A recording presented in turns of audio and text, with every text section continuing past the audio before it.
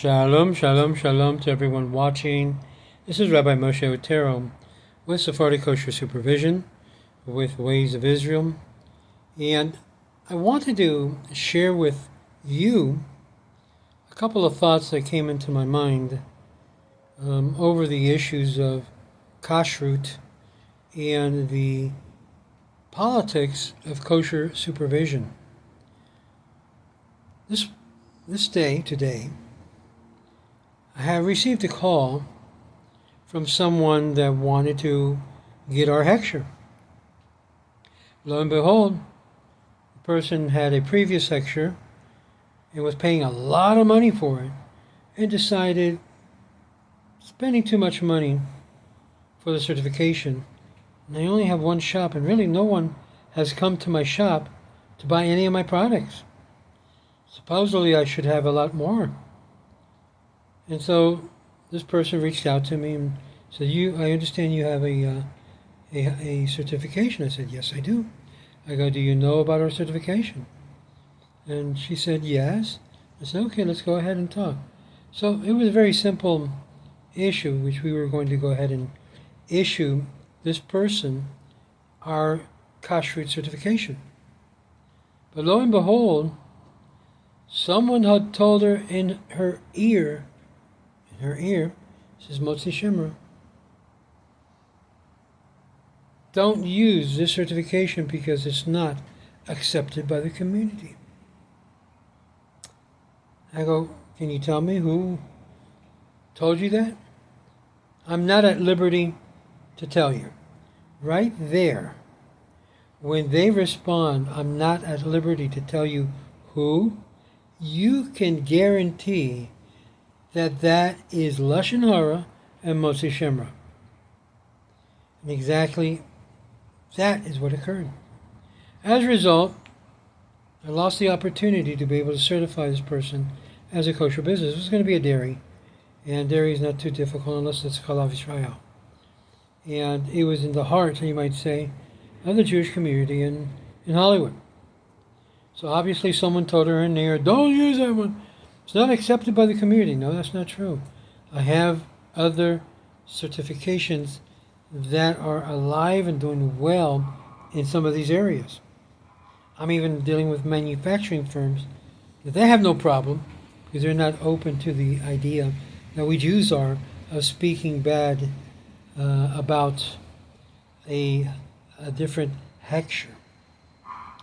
So I said to this person, you know what, you'd be better off having no kashrut certification or hechsher. Because after all, no one in that community is going to stop by to buy something that is considered chalav stam. The majority in that community that you surrounded yourself with is the ultra-right religious, the black hatters. And they will only buy from you if you're offering Chalav Yisrael. But I only want to do stam. I go, I would have no problem. So eventually what happened, apparently the person that was speaking to her ear, who she never mentioned who it was, although I have some hunches because she's connected to certain family members there in that community, which I know them all. I know all of them. And I sat and I realized, you know what? We Jews have a major problem. And the major problem that we Jews have, in a certain extent, is that we believe whatever Lashon Hara or Motse Shemra is told to us. Even if it's from a big rabbi. And this is when I realized the Jewish community is in a major, major spiritual problem. And I said to this person, well, have these rabbis come and check it out. An advice that I usually give to a lot of people, because there is a war to keep the turf. And it becomes like a mafia, like a syndication, a syndicate that wants to keep everybody out except the ones they approve. And the ones that they approve is only if they have the power the big political power, the clout, to be able to support that particular hashkacha. This is what has many Sephardic rabbis in that city trembling their knees. They don't have the koach nor the nerve to be able to say, you know what, enough is enough. They don't. And I saw that personally, and this is why the community is so in pain. Do they want a third hashkacha? Yes. Are they willing to face their rabbis and their shul and says, you know what, that place is kosher. I decide to eat there because I have to give an answer to Hashem HaKadosh Baruch Hu. But most of us are followers, not leaders. Most of us, they follow the lies what others push forward and becomes gospel truth. So only if some of the rabbis in the community arises to the occasion, to the call, to say enough is enough. We have our customs, we have our minhag, and they're free to do what they want. But I'm happy to report that although this one person decided not to do so because of Lashon Hara and Motse Shemra, there's 5 more that I'm going to be closing in the coming weeks that said, let's do it, Rabbi. So you're going to see more products that's in the store with the Sephardic kosher supervision. I'm so happy for that. Because we do the koshering of the machines. We make sure there is nothing in there that would be considered not kosher treif.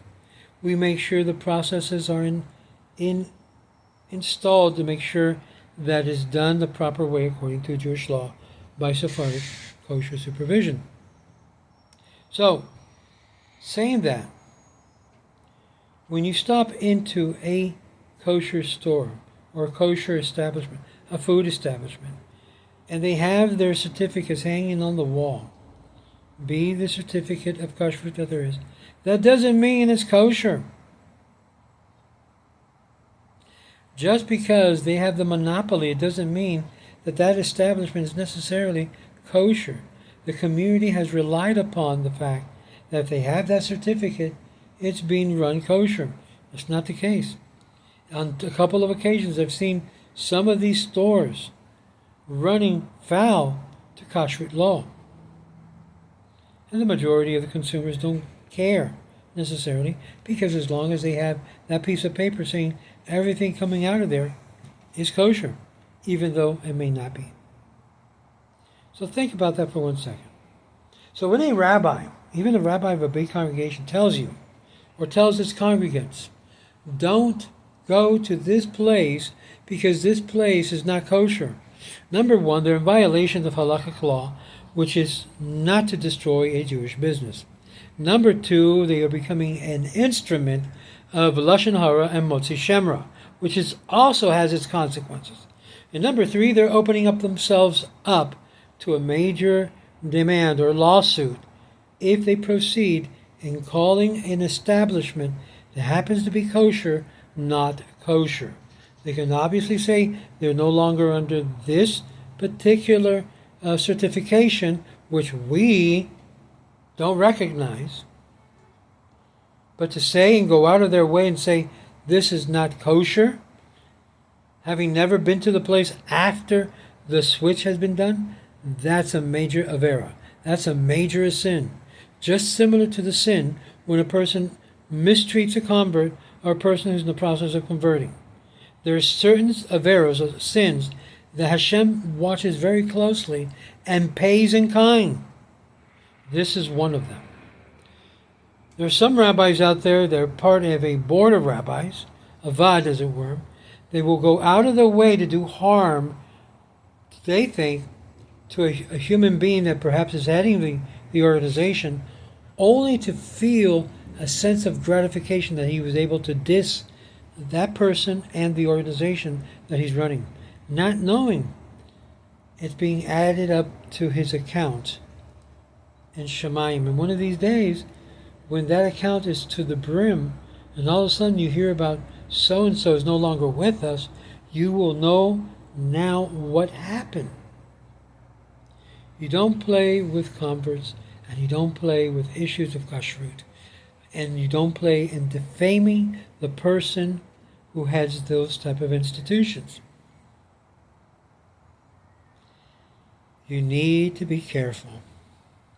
May God bless you, and remember, just because the certification that a particular Jewish business used to hold no longer holds and has changed certification, it doesn't mean by that change it's non-kosher. And I invite you, the Jewish consumer, to check out thoroughly any place that you see our certification hung up. Check it out.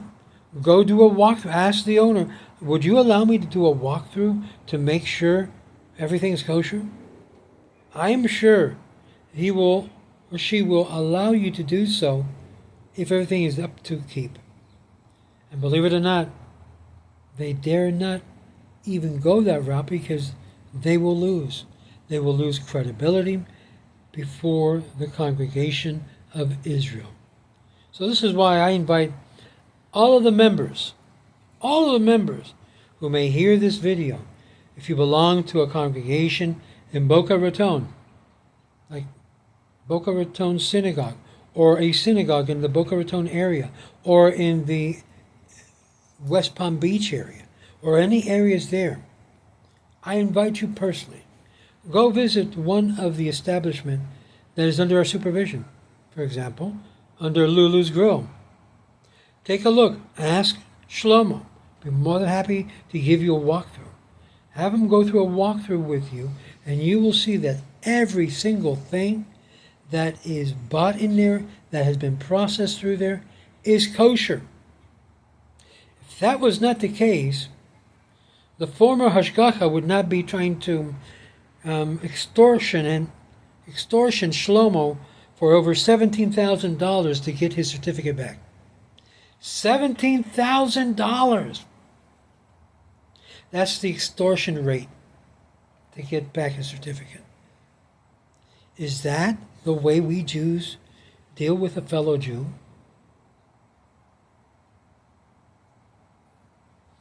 So you tell me, what's kosher in that?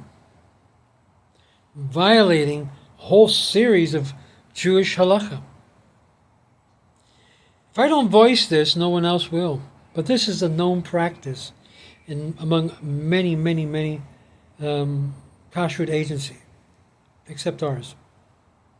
I believe that when we put a certificate up there, it's kosher, and we're serving the Jewish business owners and making sure that he's doing this because he's serving the Jewish community.